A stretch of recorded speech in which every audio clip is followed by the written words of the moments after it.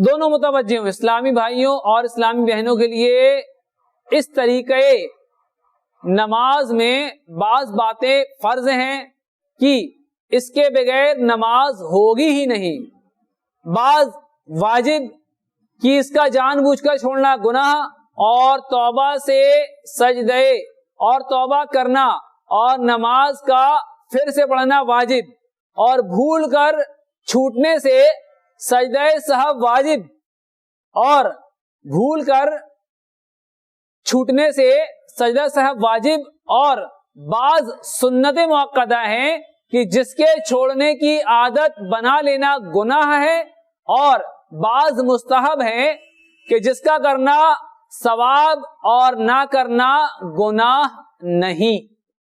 اب یہ احکامات انشاءاللہ ہمارے سامنے آ رہے ہیں، جس کی آپ کو یہ صورتیں بتائی گئی کہ بعض کنڈیشنیں فرض ہیں، بعض کنڈیشنیں واجب ہیں، بعض سنت مؤکدہ ہیں، بعض مستحب ہیں، تو ہمیں تمام احکامات سیکھنا ہے۔ اگر مان لیجئے کہ واجب اگر جان بوجھ کر چھوڑتے ہیں تو گناہ گار ہوں گے، اور توبہ کرنی ہوگی اور نماز پھر سے پڑھنی ہوگی۔ بھولے سے واجب چھوٹ جاتا ہے تو سجدہ سہو کریں گے تو نماز ہو جائے گی، لیکن بھولے سے چھوٹنے پر تو انشاءاللہ آج اس کے احکامات سیکھنے کی کوشش کرتے ہیں انشاءاللہ عز و جل۔ اپن شروعات کرتے ہیں شرائط سے۔ نماز کے لیے جو شرطیں ہیں، یعنی شرط بندہ پوری کرے گا تو ہی نماز ہوگی، شرط پوری نہیں کرے گا تو نماز اس کی نہیں ہوگی۔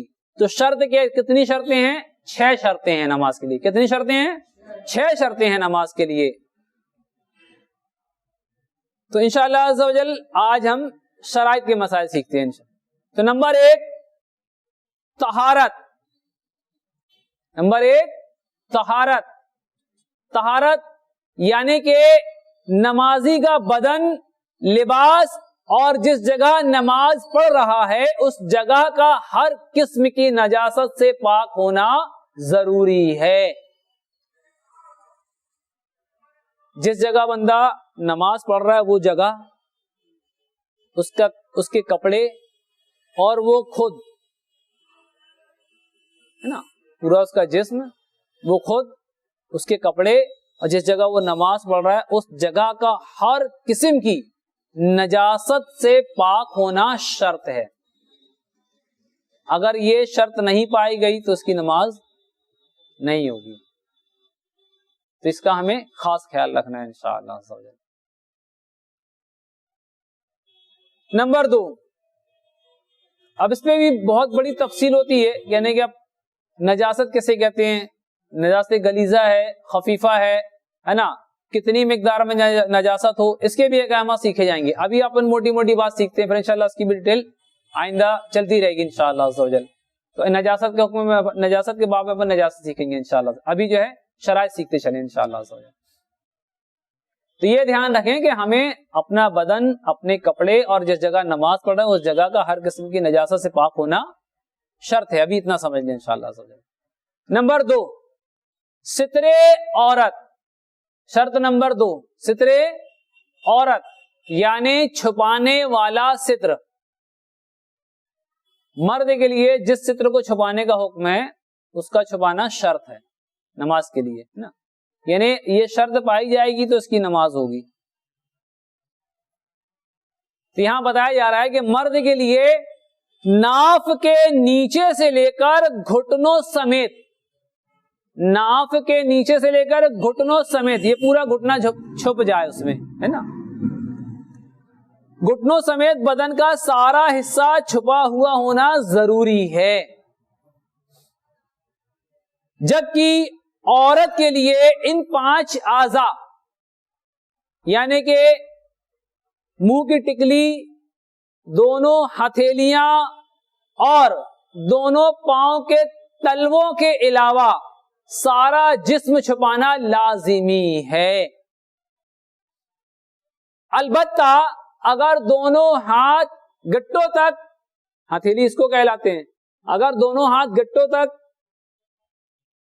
پاؤں ٹخنوں تک مکمل ظاہر ہوں، یعنی دکھ رہے ہوں، تو ایک مفتہ بھی قول پر نماز درست ہے، ہو جائے گی نماز. واللہ اعلم ورسولہ اعلم عز وجل وصلی اللہ تعالی علیہ وآلہ وسلم. صلو علی الحبیب صلی اللہ تعالی علیہ وسلم.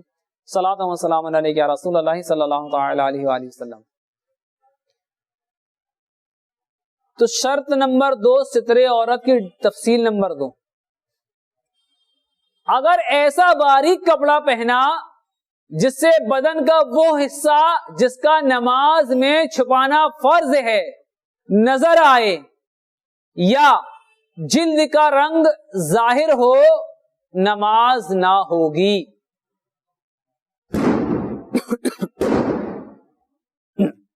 یعنی مان لیجئے کہ اتنا پتلا کپڑا پہنا ہے کہ یا تو جسم جھلک رہا ہے یا اس کی رنگت، اس کا رنگ ظاہر ہو رہا ہے، تو اس کی نماز نہیں ہوگی. افسوس کی بات ہے کہ آج کل تو باریک کپڑوں کا رواج بڑھتا چلا جا رہا ہے نا. اللہ اکبر. آج کل باریک کپڑوں کا رواج بڑھتا جا رہا ہے. ایسے باریک کپڑے کا پاجامہ پہننا جس سے ران یا ستر کا کوئی حصہ چمکتا ہو، علاوہ نماز کے بھی پہننا حرام ہے. نماز کے علاوہ بھی ایسے کپڑے پہننا حرام ہے. بہار شریعت جلد 3 صفحہ نمبر 42 مدینۃ المرشد بریلی شریف، یہ جو حوالہ ہے اس کا. Number 4 detail. دبیز یعنی موٹا کپڑا جس سے بدن کا رنگ نہ چمکتا ہو.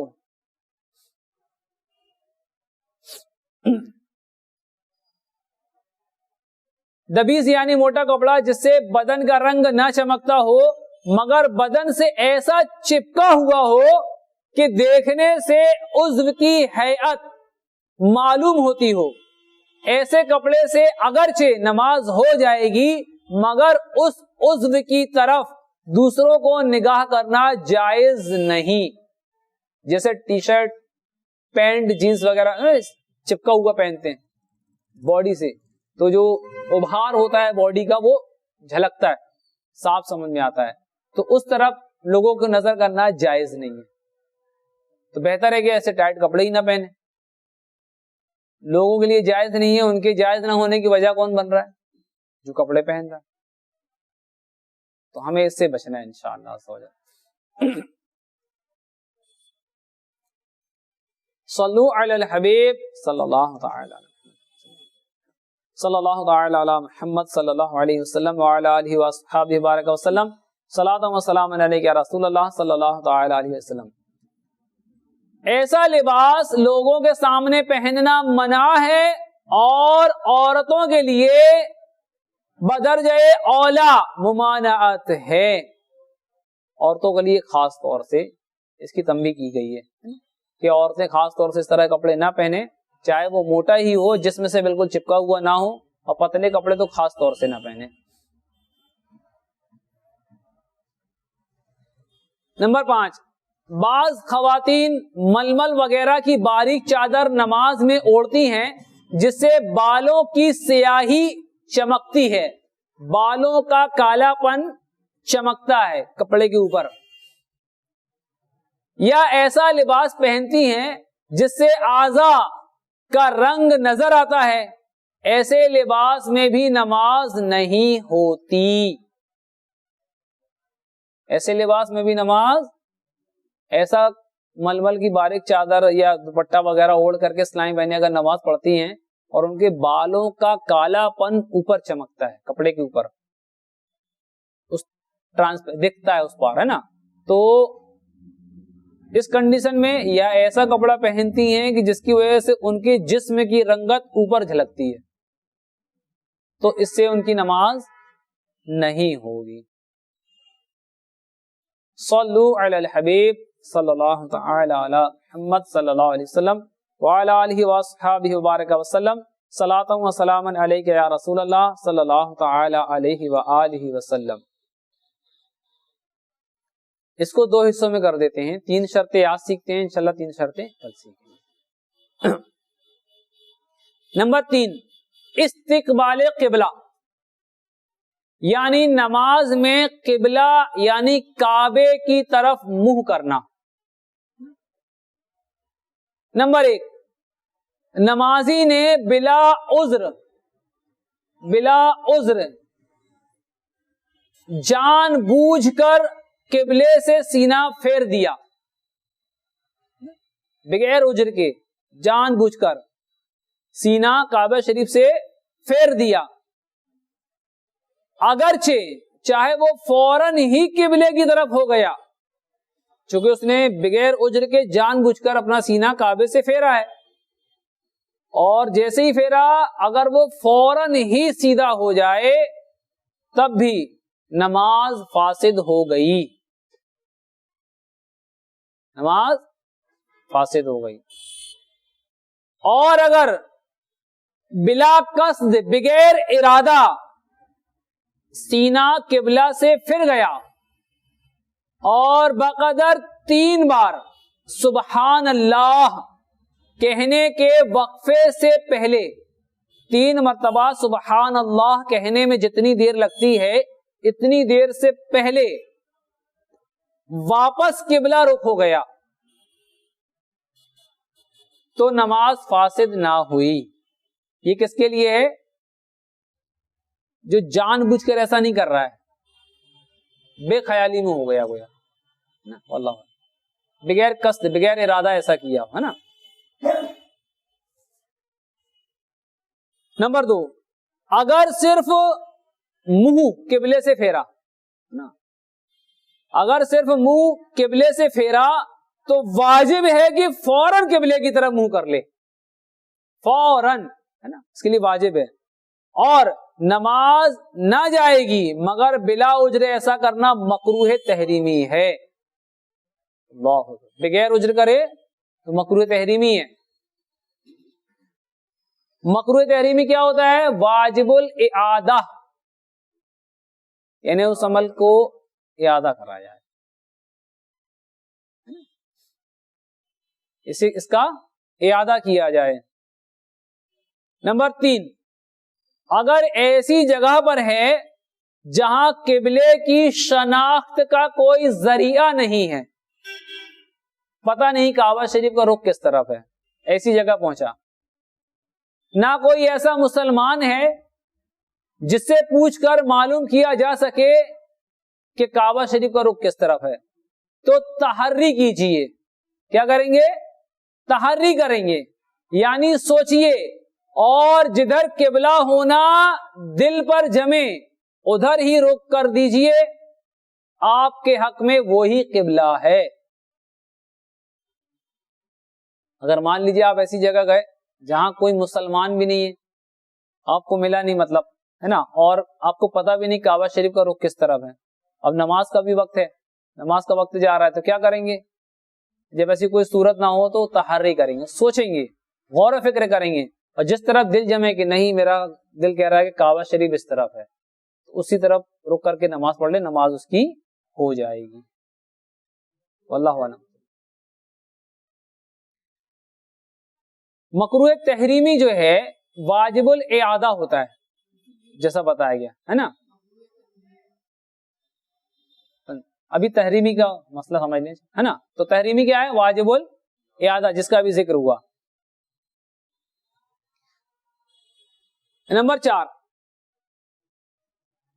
تحری کر کے نماز پڑھی, یعنی بندے کو جہاں دل پر جہاں جمع اسی رخ پر اس نے نماز پڑھی, غور و فکر کرا, دل کہہ رہا ہے اس طرف قبلہ رخ ہے, اور اسی رخ کر کے اس نے نماز پڑھ لی.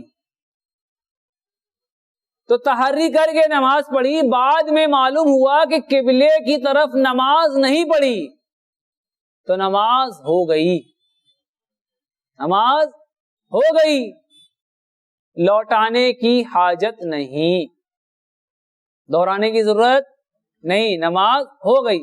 اگرچہ آپ نے نماز پڑھنے کے بعد کھڑے ہوئے یعنی سلام پھیرا اور اس کے بعد کوئی آ کے بتا دے کہ آپ جناب غلط جیسا آپ نے نماز پڑھا, کعبہ شریف کا رخ یہ نہیں یہ ہے, تو اس کنڈیشن پہ نماز آپ کی ہو گئی، دہرانے کا حکم نہیں ہے کیونکہ آپ نے تحری کی تھی، ہے نا۔